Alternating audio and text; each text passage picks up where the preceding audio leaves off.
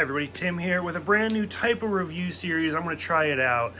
So not only do I watch TV and drink quite a bit, I also like to read quite a bit. I have like novels, I have graphic novels, just about anything you could imagine, even like screenplays, stuff like that. So I decided to kind of bring the two together and start doing some more book reviews. I'm going to start pretty simple with some graphic novels because I think it's just easier. Once a week, every Friday, throw up the book. I'm going to start with my favorite. It's kind of a long series, but it's a fun one. It's pretty easy. And it's the IDW run of Transformers. So it's a great book. If you haven't read the series, I highly recommend it. Every Friday, I'm going to do a different one. As of right now, there's like 20 of them out there. They're almost done. The series has actually stopped and started like volume 3 at this point. But I'm going to just kind of keep going, and then once I get to the end, we'll see which graphic novel series I'll go with next. So I'm down for recommendations. I already have like several collections, but I'm always interested in something new, maybe something I haven't read. So if you have suggestions, go ahead and drop them, let me know. So this collection, IDW started doing Transformers in like 2005. But they didn't release this book, the complete collection, which is supposed to be more of chronological order, until 2010. So this first volume is a little confusing if you've never read it before, just because like some of the stuff is coming out, like you're reading it even though it came out after other stuff, so there's like a lot of assumption going on. 388 pages, and there's a lot of issues, so this will probably be a long review because I'm just going to go down every single part of it. So the first part of it is actually Megatron Origin. It's 4 issues. It's really well done. It's all like basically kind of flashback. It's all about like Megatron, his like first comeuppance, and where we see like Senator Dacamus on the mining outpost of like C-12, and he's basically just there because he's at an Energon mine, and he's explaining how all of these people, basically they get to go home. They get to go find something else to do because it's going to be an automated mine now. So all of these people are now out of work. And Megatron starts the revolt. And it's kind of interesting. We also see Sentinel Prime and Prowl. So early appearances of a lot of people. Going into the second issue, Megatron's in the boxing ring.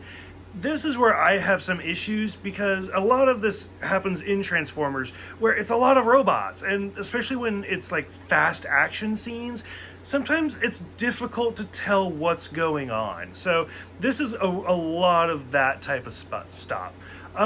We see the Constructicons for the first time, we see Soundwave for the first time, and then we get to see the Decepticon logo. Whereas like in the first issue, the guards for the Senator all had the Autobot logo on them, but now it's the Decepticon logo. So it kind of actually reminds me of like the prequel trilogy of Star Wars, where it's like you're voting for these people and then you find out that they're actually the bad guys. So we're seeing like these power shifts going back and forth. Megatron loses an arm, doesn't even care, not a big deal. We get to meet the Seekers for the first time, which is actually my favorite, Skywarp, Thundercracker, and Starscream. I love Starscream. I've actually gotten some custom art of Starscream from some of the creators of this. Once we start getting more into it, I'll actually like pull some of it up to show you. It's going to be my next tattoo. Like, absolutely love Starscream. Megatron has the great line of like he wants to create a badge you can't take off, because right now his underground fight club is the Decepticon logo, but you can take it on, you take it off, and he doesn't want it. So they all get arrested. Starscream has to break everybody out, giving Megatron the gun arm, and it's phenomenal. Like, it's as you're slowly seeing these characters like go into the way that you know of them, and it works magnificently. Probably one of my favorite lines is like they say you get wisdom through suffering, and I'm about to make you very wise. Like, I just get chills whenever I see that. Like, that's how good Megatron is. So one of the things I want to take a quick pause. That's basically it. Like the end of Megatron's origin, he takes the city, it's over. So I'm going to take a quick pause. I love Transformers, like I've said before. Like the original cartoon, like I love Beast Wars, I love the Armada trilogy, the Prime series, I love the Headmaster series that's like only in Japanese. I even have that. I got it all. So it's weird to like kind of go through some of this, because like when I read like Batman comics, anytime I always hear the voice of Kevin Conroy as Batman and Mark Hamill as the Joker. It never fails. And so it's interesting for this to kind of go through, because some of them I do hear their voices. Like Starscream, my favorite character, I hear Chris Latta. Like I hear the high-pitched, screamy, whiny voice of Starscream. Megatron kind of goes back and forth. I kind of hear more of the Prime Starscream, where it's still, or the Prime Megatron, where it's still Frank Welker, but it's the deep Frank Welker. It's not the high-pitched Frank Welker. So that kind of goes back and forth. Soundwave is one of my favorites as well. I love Soundwave. It's impossible to read these comics in the classic Soundwave voice, because his original voice was very, like, automated. And, like, the way he speaks in this, you can't do it. Like, it doesn't flow right. So, it is kind of interesting.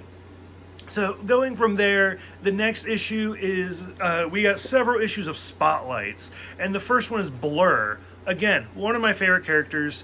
Sometimes I basically always hear the same voice, because it was the same voice actor from the original series into Transformers Prime. He just slowed it down. Like, he's not speaking at the whatever words per second that he can do. But it's sometimes in the comics they do run all of his words together like that, and that's how you read it. But overall, fantastic. I absolutely love Blurr. He's a racing celebrity, still the early parts of the war. They're all still on Cybertron. Doesn't know a damn thing about the politics, and they're like, I don't care about the news. I am the news. And it's like, oh, it's so great, especially as you keep reading the series to see how much further he goes. We find out about Zeta Prime, because we just saw Megatron kill the last Prime in Origin, so now we got Zeta Prime. Autobot's trying to give Blurr a card. He's like, nah, I don't want it. Starscream shows up. Hey, here's a Decepticon card. Nah, I don't want it. Finally, Optimus and Cup have to come in and be like, you need to pick a side. And we see Blurr go with the Autobots. And so it's a great little one-shot. Fantastic. Spotlight for Cliffjumper. Amazing. Really short. Reads really quick. Where he like has a translator. The Decepticons, he's like stuck on this planet with like organics.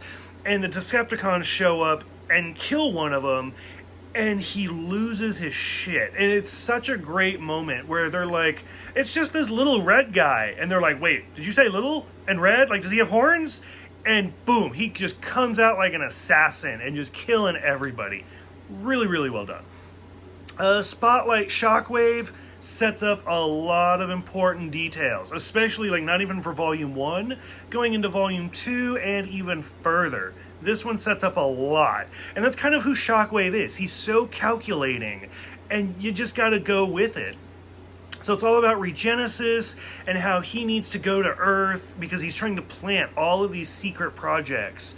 And it's millions of years ago. Well, the Dinobots show up, although they're not dinosaurs. So it's still a great little name. Well, they've been hunting him, and there's flashbacks. And it's weird, like I said, because it's not necessarily in order. It's like, have we already seen these flashbacks before, or is this the first time? Because it's done like you've seen it before. So it was a little confusing.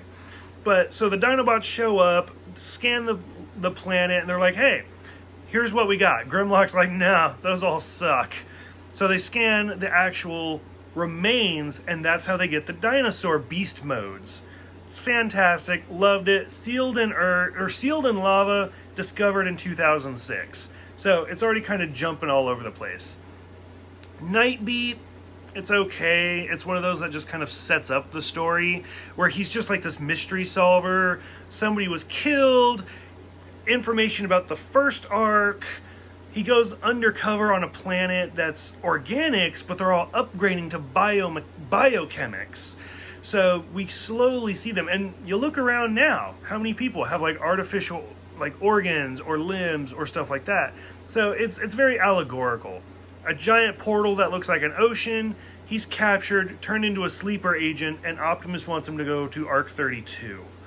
Very flat, very quick. It will be important later. spotlight for Hot Rod, the orbital drop, the flashbacks. Like, it goes back and forth between, like, years ago, he was leading a mission, and people, it's hard not to say people, some of his team gets killed. In fact, almost all, his whole team basically gets killed, and he only escapes. Well, it turns out that one of them survived and is in Styx, not the band, but Styx, the Decepticon penal colony, and he has to go in and basically save them. And so once he goes in and he saves them, but it turns out that Dealer, the Autobot, was actually part of it, and he's the one who set it up. He just didn't know that Hot Rod had his own, like, secret plans, and so now it's double Dealer, because he's actually still a Decepticon. The last spotlight, Soundwave. Again, one of my favorite characters, but it's impossible to read it in the monotone voice.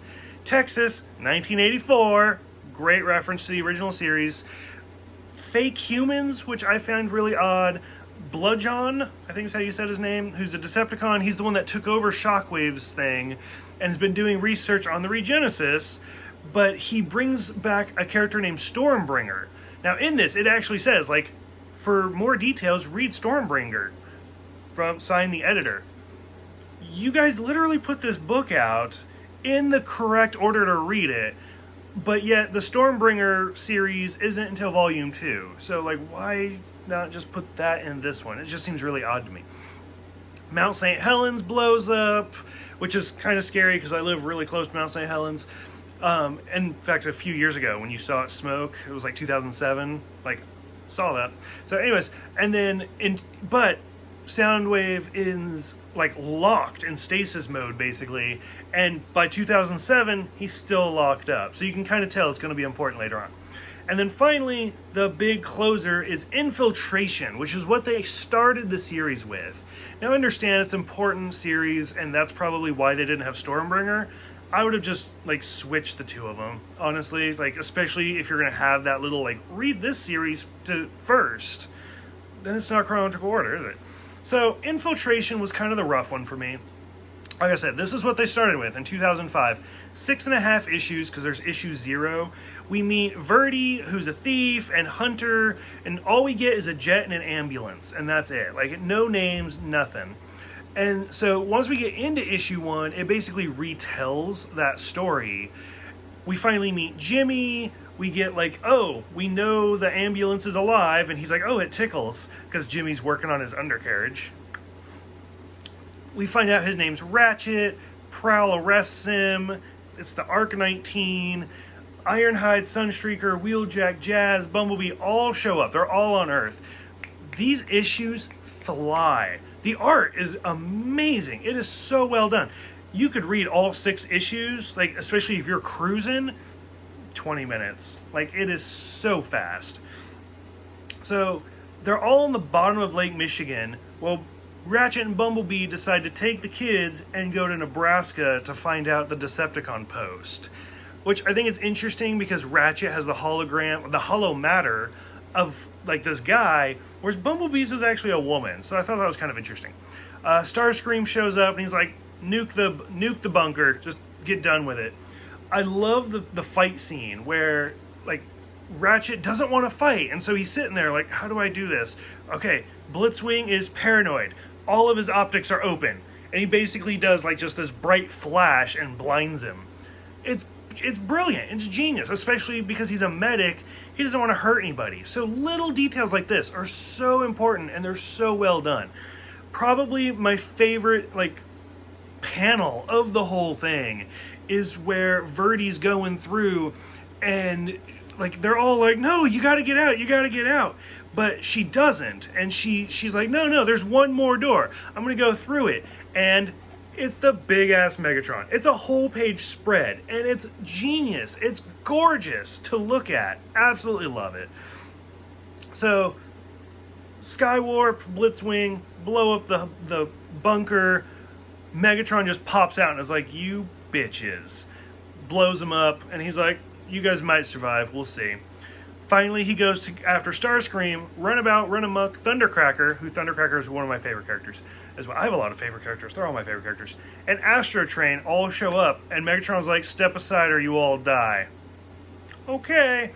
And then it's just Megatron and Starscream just going at it, and he blows a hole through him. It's, oh, such a good series. So well done. Finally, lots of twists to kind of rope you in to go into the next issue, which the next series, because this series is done, where people are watching outside Lake Michigan and just seeing all these like cars. It's like, this is a mass automobile suicide. It's like, okay. And then finally, the last panel of just Optimus showing up. It's beautiful, it's so well done, and it is the hook that's like, okay, I gotta get volume 2 now. So, if you guys have not read this, please do. It is such a good series. IDW is like beautiful at what they do for Transformers. I hope that some of you like get inspired and want to read this, because I would love to talk about it with people. So please let me know what you guys think, and I will see you guys next Friday for volume 2.